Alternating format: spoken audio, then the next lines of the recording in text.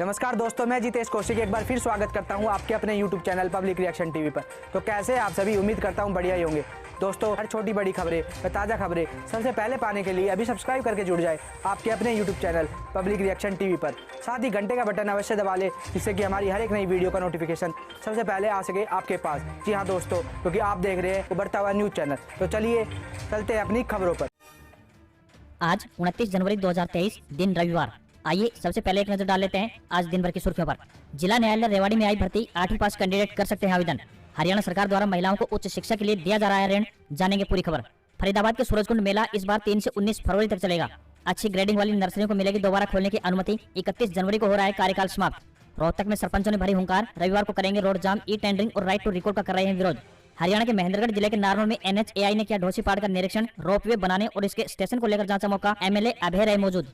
Iran में 5.9 तीव्रता का भूकंप, 2 की मौत, 70 घायल। ईरान के पश्चिमी अजरबैजान प्रांत में कई इलाकों में तेज झटके महसूस किए गए। केंद्रीय मंत्री संजीव बालियान ने HPSC की भर्ती प्रक्रिया पर उठाए सवाल, कहा जवाबदेही तय होनी चाहिए। आसमान में टकराए फाइटर्स, मध्य प्रदेश के मुरैना में भयानक विमान हादसा हुआ, भारतीय वायुसेना के 2 फाइटर एयरक्राफ्ट क्रैश हो गए, हादसे में एक पायलट शहीद। अब खबर विस्तार से। सबसे पहले मौसम अपडेट। हरियाणा में ठंड का प्रकोप जारी, जानिए कब खत्म होगा हाड़ कपा देने वाली ठंड का दौर। हरियाणा, NCR, दिल्ली में उत्तरी पश्चिमी बर्फीली हवाओं का आगाज शनिवार को भी देखने को मिला, जिसकी वजह से संपूर्ण इलाके में तापमान गोते खाने लगा और संपूर्ण इलाके में इस सीजन का चौथा सबसे छोटा शीतलहर, हाड़ कपा देने वाली ठंड और पाला जमने की स्थिति का दौर देखने को मिल रहा है। आज सुबह से ही मौसम करवट लेने वाला है और संपूर्ण इलाके से शीतलहर और हाड़ कपा देने वाली ठंड का दौर समाप्त होने वाला है, क्योंकि आज से एक नया सशक्त पश्चिमी विक्षोभ उत्तर पर्वतीय क्षेत्रों पर सक्रिय होने वाला है, जिसके कारण एक चक्रवाती सर्कुलेशन राजस्थान पर बनने की वजह से उत्तर बर्फीली हवाओं के स्थान पर दक्षिण पूर्वी और दक्षिण पश्चिमी हवाएं चलने लगेंगी तथा आज से संपूर्ण इलाके पर बादलवाई देखने को भी मिलेगी। संपूर्ण इलाके में तेज गति से हवाएं चलने और हल्की से मध्यम बारिश के साथ सीमित स्थानों पर गरज और चमक के साथ आकाश से बिजली गिरने और ओलावृष्टि की गतिविधियों की संभावना जताई जा रही है। साथ ही फरवरी महीने की शुरुआत उत्तर बर्फीली हवाओं के आगाज से इस सीजन का शीतलहर और हाड़ कपा देने वाली ठंड का 5वां दौर की प्रबल संभावनाएं बन रही है। जसिया पहुंचे प्रदेश भर के पंचायती राज संस्थाओं के प्रतिनिधि, मांगे पूरी करने के लिए एक सप्ताह का दिया अल्टीमेटम। सरकार से ई टेंडरिंग और राइट टू रिकॉल के आदेश रद्द करवाने की मांग को लेकर शनिवार को जसिया में प्रदेश भर के पंचायती राज संस्थाओं के चुने हुए प्रतिनिधि पहुंचे। करीब 3 से 4 घंटे तक आयोजित की गई गांव देहात पंचायत बचाओ शक्ति प्रदर्शन में चौधरियों ने 3 निर्णय लिए। पहला निर्णय गोहाना में रविवार 29 जनवरी को यानी आज आयोजित किए जाने वाली केंद्रीय गृह मंत्री अमित शाह के कार्यक्रम को लेकर किया। इसमें मंच से घोषणा की गई कि रविवार को सुबह 7 बजे से लेकर दोपहर 1 बजे तक पंचायतें अपने अधिकार क्षेत्र के सड़क मार्गों को जाम करेंगे, ताकि लोग गृह मंत्री अमित शाह के कार्यक्रम में शामिल न हो पाए। दूसरे फैसले में चुने हुए प्रतिनिधियों ने कहा कि सोमवार 30 जनवरी को नरवाना में मुख्यमंत्री मनोहर लाल खट्टर के कार्यक्रम का बहिष्कार किया जाएगा। सरपंचों ने तो जसिया में यह तक कह दिया कि CM को नरवाना में घुसने तक नहीं दिया जाएगा। तीसरे निर्णय में सरकार को ई टेंडरिंग और राइट टू रिकॉल के आदेश वापस करने के लिए एक सप्ताह का समय दिया है। अगर सरकार सप्ताह में दोनों मांगे पूरी नहीं करती है तो फिर चंडीगढ़ कूच करने के बारे में निर्णय पंचायतों के प्रतिनिधि लेंगे। यह निर्णय कब और कहां लिया जाएगा, इस बारे में अवगत नहीं करवाया गया है।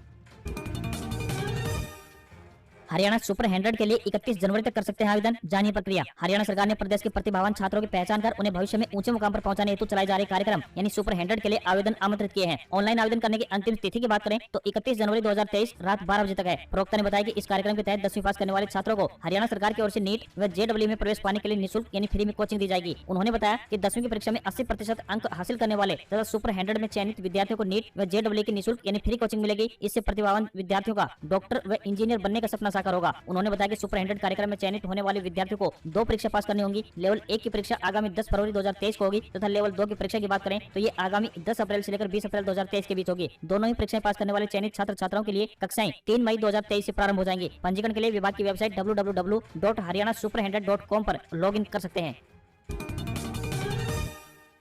पूर्व मुख्यमंत्री भूपेंद्र सिंह हुड्डा बोले, खराब हुई सरसों की फसल का जल्द सरकार दे मुआवजा। पूर्व मुख्यमंत्री और नेता प्रतिपक्ष भूपेंद्र सिंह हुड्डा ने सरसों के किसानों को मुआवजा देने की मांग उठाई है। उनका कहना है कि पाले की मार से पूरे प्रदेश में 70 से 90% तक फसल खराब हो चुकी है, लेकिन अभी तक भाजपा जसपा सरकार ने न तो गिरदावरी करवाई और न ही मुआवजे का ऐलान किया है। उन्होंने कहा कि सरकार बिना देरी किए किसानों की मदद के लिए आगे आए। भूपेंद्र सिंह हुड्डा ने साथ ही यह भी याद दिलाया कि साल 2020 की खरीफ फसल के मुआवजे की मांग को लेकर किसान आज तक कई जगहों पर धरनारत हैं। पिछले कई सीजन से या तो किसानों को मुआवजे की नाम मात्र की राशि थमा दी जाती है या फिर मुआवजा बिल्कुल भी नहीं मिलता। इस तरह सरकार और बीमा कंपनियां किसानों का सैकड़ों करोड़ रुपया डकार चुकी हैं। हर सीजन में बीमा कंपनियों को प्रीमियम देने के बाद भी किसानों के हाथ खाली रहते हैं, जो कि बीमा कंपनियां हरियाणा से 40,000 करोड़ से ज्यादा का भारी भरकम मुनाफा कमा चुकी हैं। सरकार के संरक्षण में किसानों के पैसे पर बीमा कंपनियां चांदी कूट रही हैं। भूपेंद्र सिंह हुड्डा ने कहा कि बीजेपी जेजेपी सरकार की इन्हीं नीतियों व भ्रष्टाचार के चलते प्रदेश का किसान बर्बादी की कगार पर पहुंच चुका है।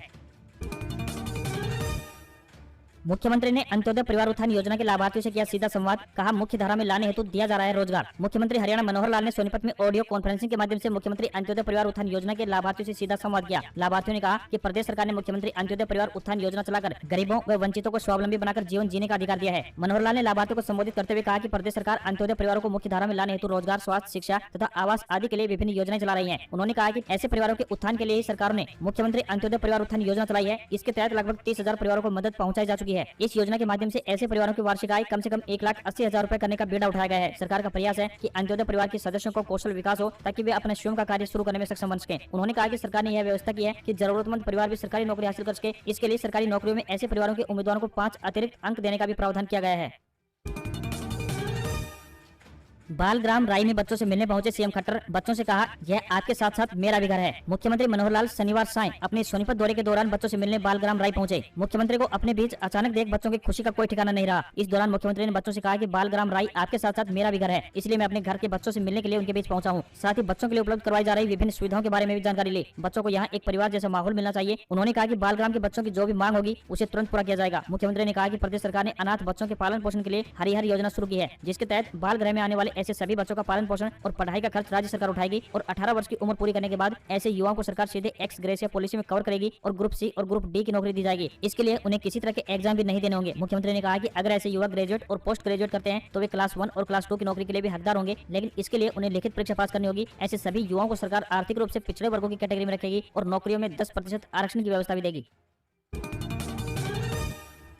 फरवरी के इस दिन से शुरू हो रहा है सूरजकुंड मेला, 16 दिनों तक चलेगा। सूरजकुंड मेला इस बार 3 से 19 फरवरी तक चलेगा। सूरजकुंड हरियाणा राज्य के फरीदाबाद जिले का एक गांव है। यहाँ हर साल मेला लगता है। मेले के कारण यह स्थान भारत में प्रसिद्ध हो गया है। कहा जाता है कि इस मेले की शुरुआत 1987 में शिल्पकारों और उनके अद्भुत कार्यों को प्रदर्शित करने के लिए की गई थी। इसका मुख्य उद्देश्य की बात करें तो स्थानीय कला को बढ़ावा देना और रोजगार के अवसर प्रदान करना था। इस मेले में कपड़ा, चीनी मिट्टी और टेराकोटा आदि चीजें मिलती है। अगर आप भी इस बार फरवरी में घूमने का प्लान बना रहे हैं तो भारत की क्षेत्रीय संस्कृति से रूबरू होने के लिए सूरजकुंड मेले में जा सकते हैं। इस मेले में न सिर्फ आपको स्थानीय शिल्प से रूबरू होने का मौका मिलेगा, बल्कि आप स्थानीय जायकों का लुत्फ भी उठा पाएंगे। सूरजकुंड मेले के टिकट सप्ताह दर सप्ताह बदलते रहते हैं। सप्ताह के दिनों की बात करें तो टिकट की कीमत 120 रुपए और सप्तांत में 180 रुपए है। दिलचस्प बात यह है कि मेला हर साल एक अनूठी थीम के साथ आयोजित किया जाता है। इसे किसी एक विषय पर सजाया जाता है। इस साल नॉर्थ ईस्ट के 8 राज्यों को थीम स्टेट बनाया गया है। भारत की संस्कृति और रीति रिवाजों को करीब से जानने के लिए यह एक बेहतरीन जगह है। अगर आप पूरे देश को एक नजरिए से देखना चाहते हैं तो सूरजकुंड मेला अवश्य आएं।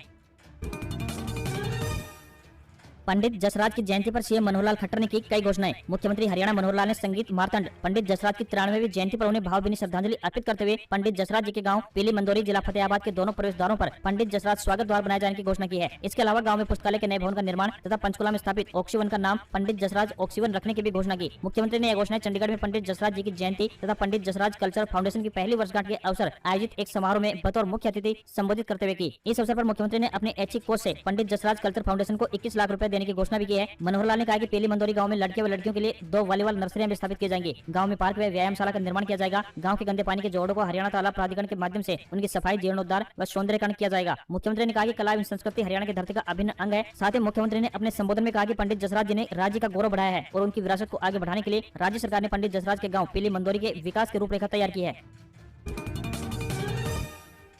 राज्य स्तरीय महिला पुरस्कार के लिए 31 जनवरी तक करें आवेदन। सुषमा स्वराज पुरस्कार के लिए 5 लाख रुपए व प्रशस्ति पत्र देकर किया जाएगा सम्मानित। हरियाणा महिला एवं बाल विकास विभाग की ओर से राज्य स्तरीय महिला पुरस्कार 2022-23 के लिए आवेदन अब 31 जनवरी तक कर सकते हैं। पहले इनकी अंतिम तिथि की बात करें तो 30 दिसंबर 2022 थी। विभिन्न क्षेत्रों में उपलब्धियां प्राप्त करने वाली इच्छुक महिलाएं नारनौल में पुराना लघु सचिवालय प्रथम तल पर स्थित महिला एवं बाल विकास कार्यालय में 31 जनवरी तक आवेदन जमा करवा सकती हैं। यह पुरस्कार प्रत्येक वर्ष अंतर्राष्ट्रीय महिला दिवस पर यानी 8 मार्च को प्रदान किए जाते हैं। यह जानकारी देते हुए महिला एवं बाल विकास अधिकारी संगीता यादव ने बताया कि सुषमा स्वराज पुरस्कार के लिए 5 लाख रुपए व प्रशस्ति पत्र देकर सम्मानित किया जाएगा। उन्होंने बताया कि आवेदन के लिए अभ्यर्थी अपना संपूर्ण बायोडाटा साथ लेकर आएं। आवेदन से संबंधित जानकारी www.wcdhry.gov.in वेबसाइट पर देख सकते हैं।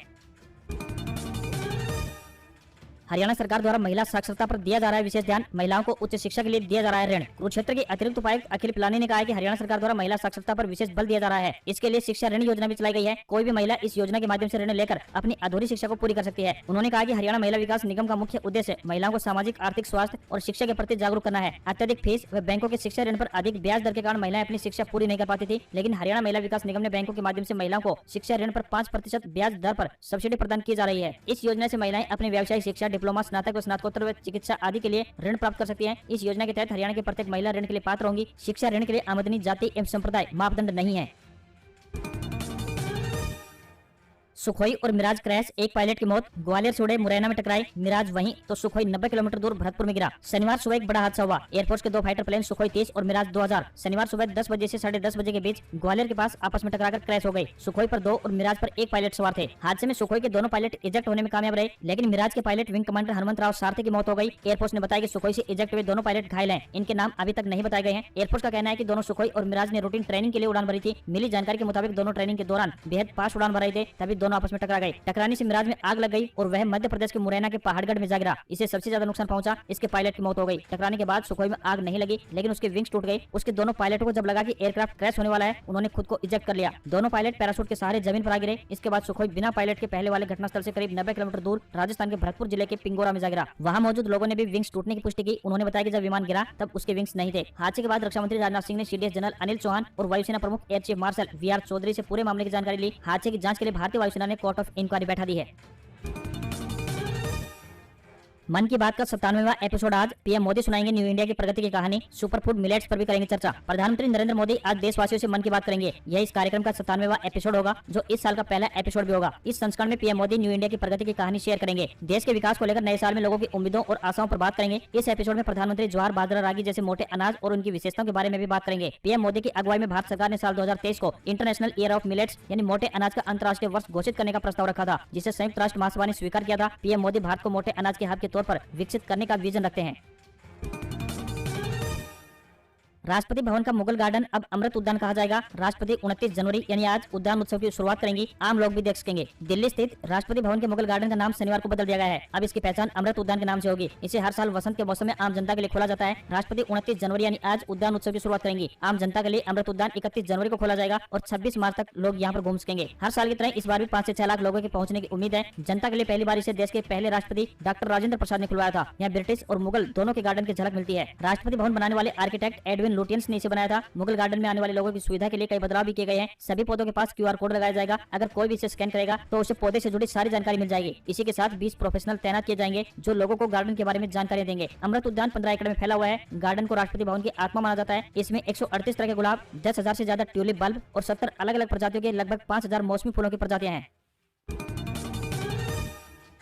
Rewari court jobs update. जिला न्यायालय में आई भर्ती 8वीं पास जल्द करे आवेदन। डिस्ट्रिक्ट एंड सेशन जज रेवाड़ी में चपरासी, चौकीदार व प्रोसेस सर्वर के पदों पर भर्ती के लिए आवेदन मांगे गए हैं। यह भर्तियां कॉन्ट्रैक्ट आधार पर की जाएंगी। पुरुष या महिला जो भी उम्मीदवार इच्छुक हैं, वह अपने आवेदन भारतीय डाक के माध्यम से भेज सकता है। आवेदन करने की अंतिम तिथि की बात करें तो 10 फरवरी 2023 है। इंटरव्यू की तिथि प्रोसेस सर्वर के लिए 20 फरवरी से 27 फरवरी 2023 तक रहेगी। वहीं चपरासी व चौकीदार के लिए इंटरव्यू की तिथि 28 फरवरी से 6 मार्च। अगर आपको हमारी खबर पसंद आई हो तो हमारी खबरों पर एक प्यारा सा लाइक जरूर दें। जी हाँ दोस्तों, और साथ ही खबरों को ज़्यादा से ज़्यादा शेयर करें और कमेंट बॉक्स में इन खबर पर आपकी क्या है राय वो हमें ज़रूर बताएं। आज की खबरों में सिर्फ इतना ही। मिलते हैं अगली खबर में। जब तक सब्सक्राइब करके जुड़ जाइए आपके अपने YouTube channel public reaction TV से, और साथ ही घंटे का बटन जरूर दबा लें ताकि हमारी हर एक नई वीडियो पहुंच सके आपके पास सबसे पहले। जय हिंद, जय भारत।